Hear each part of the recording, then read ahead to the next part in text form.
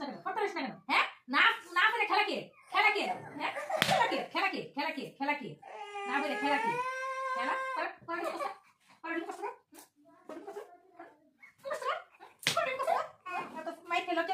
লজ্জা নাই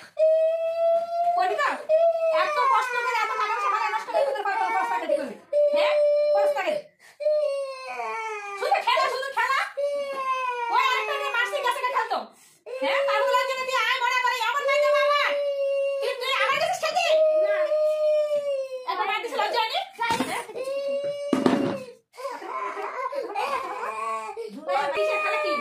খেলা কি বই এরকম করলে ভালো লাগে বল এত কষ্ট করে বাবা কতগুলি পয়সা নষ্ট করে তোদেরকে পড়া তারপরে তোরা পড়াশোনা ঠিকভাবে করিস না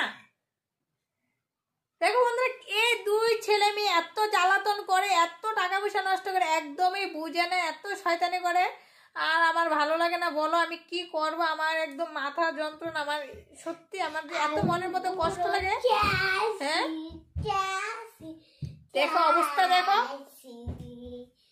এরকম করলে কার সহ্য হবে এরকম করলে পড়াশোনা না কইরা বই টই রেখে এইভাবে এই যে কি বদমাইশি আরম্ভ করেছে এত মার দেয় তারপরে এইসবই করবে একদম মানে মায়ের খায়ও লজ্জা নেই একদম নির্লজ্জ যারে কর নির্লজ্জ